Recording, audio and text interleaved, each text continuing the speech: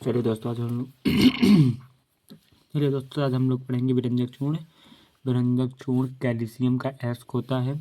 इसका रासायनिक नाम होता है कैल्शियम हाइपोक्लोराइड या क्लोराइड ऑफ लाइम कहा जाता है, या इसे क्लोसिटेड लाइम भी कहते हैं हम लोग। इसको सामान्य नाम आप लोग याद रखा है, इसे विरंजक चूर्ण कहा जाता है, वो तो आप लोग पता ही है। इसका अणुसूत्र बहुत जरूरी है, CaOCl2 होता है इसका सूत्र।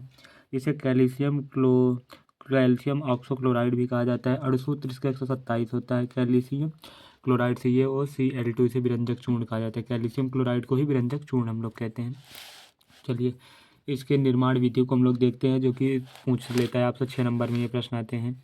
तो विरंजक चूर्ण का निर्माण शुष्क बुझे हुए चूने पर क्लोरीन गैस की क्रिया द्वारा किया जाता है। कैल्शियम शुष्क बुझा हुआ चूना CaOH, ये बुझा हुआ चूना है, बुझा चूना। क्लोरीन गैस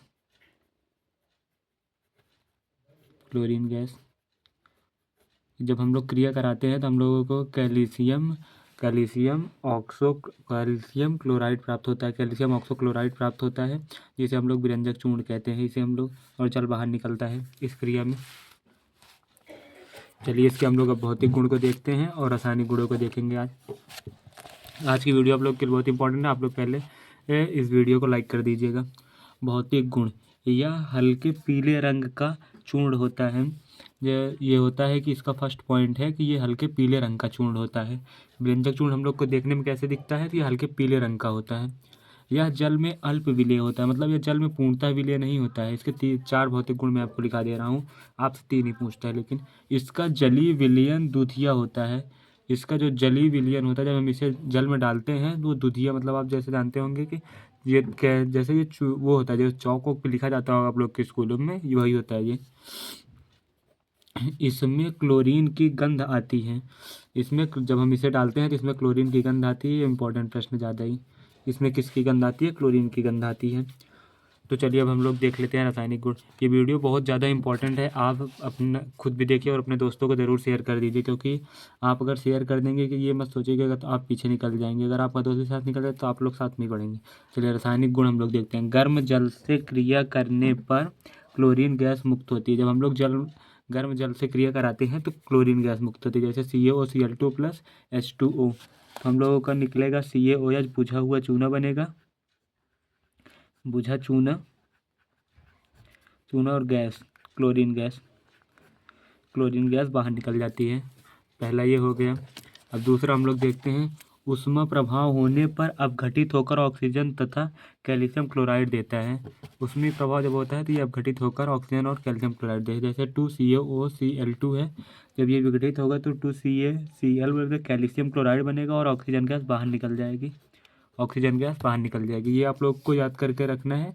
इसमें बहुत ज़्यादा कोई भी कुछ नहीं है, आप लोग को मैं याद करा दे रहा हूँ। जैसे CaOCl2, तो यहाँ से ऑक्सीजन बाहर निकल जाएगा 2, और ये इसके साथ रह जाएगा CaOCl2। या ट्रिक के साथ आप ऐसे याद कर सकते हैं कि और यहाँ से जो O बीच में से है वही बाहर निकलेगा बस। चलिए हम लोग देखते हैं अब उत्प्रेरकी अपघटन को हम लोग देखेंगे। चलिए ये लिख के मैंने इसे बनाने में पीटी बहुत समय लगता है, तो आप लोग वीडियो को लाइक ज़रूर कर दिया करें, क्योंकि तभी ये संभव है। कोबाल्ट क्लोराइड की उपस्थिति में ऑक्सीजन मुक्त गैस मुक्त होती है। और फिर कैल्शियम ऑक्साइड को CaOCl2 में जब करते हैं तो CaCl2 बनता है प्लस ऑक्सीजन गैस मुक्त होती है। ये वाला आप छोड़ भी सकते हो, प्रेरकी अपघटन। चलिए हम लोग देखते हैं कार्बन डाइऑक्साइड तथा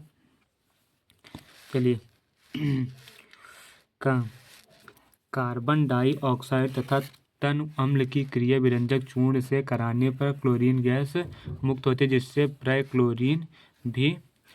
क्लोरीन भी प्राप्त होती है। जैसे CaOCl2 में हम लोग कार्बन डाइऑक्साइड जब गैस है, ये कार्बन डाइऑक्साइड गैस फॉर्म में होता है, इसे कराते हैं तो CaCO3 कैल्शियम कार्बोनेट प्राप्त होता है और क्लोरीन गैस बाहर निकल जाती है। ये बहुत इंपॉर्टेंट प्रश्न है, आप लोग इसे याद रखेंगे, इससे जो रिएक्शन है। तो चलिए हम लोग देखते हैं ऑक्सीकारक गुणधर्म इसके में। सोडियम नाइट्रेट को सोडियम ऑक्सीनेट में ऑक्सीकृत कर देता है। तो चलिए हम लोग ऑक्सीकारक गुणधर्म को देख रहे थे। सोडियम सोडियम ना सोडियम चलिए सोडियम आइसोनाइट्रेट, सॉरी सोडियम आइसोनाइट्रेट है ये, सोडियम आइसो नाइट्रेट, सोडियम आइसोनाइट्रेट की सोडियम आर्सेनेट से ऑक्सीकृत कर देता है, जैसे Na3ASO3 ये आर्सेनेट है, इसके कैल्शियम क्लोराइड सक्रिय कराते हैं तो ये सोडियम आर्सेनेट प्लस ये Cl2 बन जाता है, कैल्शियम क्लोराइड बन जाता है। तो ये ज़्यादा इम्पोर्टेंट नहीं है, आप इसे छोड़ भी सकते हैं। ये सबसे इम्पोर्टेंट इसमें है उपयोग। इसका उपयोग तो हर बार पूछा जाता है, आप कोई भी पेपर उठा के देख लीजिए, हर बार पूछा जाता है, 2026 में भी ये पूछा जाएगा। इनका उपयोग जीवाणुनाशक के रूप में किया जाता है। इसका उपयोग हम लोग जीवाणुनाशक के रूप में करते हैं। बेकिंग सोडा का आप लोगों को पता है, विरंजक चूर्ण का आप लोगों को पता है ना, इसका उपयोग हम लोग जीवाणुनाशक के रूप में करते हैं। इन्हें कपड़ों, कागज़, लकड़ी इत्यादि के रंग उड़ाने में किया जाता है। जैसे किसी चीज़ को साफ करना है तो हम लोग फिर विरंजक चूर्ण का उपयोग करते हैं। विरंजक चूर्ण को हम लोग निरमा जो आप लोग घर में यूज करते हैं उसी को कहते हैं। जल के शुद्धिकरण में उपयोग किया जाता है। जल के शुद्धिकरण में विरंजक चूर्ण और क्लोरीन गैस दोनों का उपयोग किया जाता है। चीनी को सफ़ेद रखने में किया जाता है। चीनी जो हम लोग को सफ़ेद होती है, चीनी है यहाँ पर, चीनी को सफ़ेद रखने में भी विरंजक चूर्ण का ही उपयोग किया जाता है। ऊन को सिकुड़ने से बचाने में किया जाता है। ऊन सिकुड़े ना, इसलिए उसमें विरंजक चूर्ण के मिलाया जाता है। तो चलिए आज का हम लोग को कंप्लीट होता है। कल हम लोग बेकिंग सोडा को पढ़ेंगे जो कि मोस्ट इंपॉर्टेंट है। उसके बाद आपको 1 से 2 वीडियो में आपका ख़त्म हो जाएगा। तो आप लोग लाइक, शेयर एंड सब्सक्राइब करके रखिए करिए।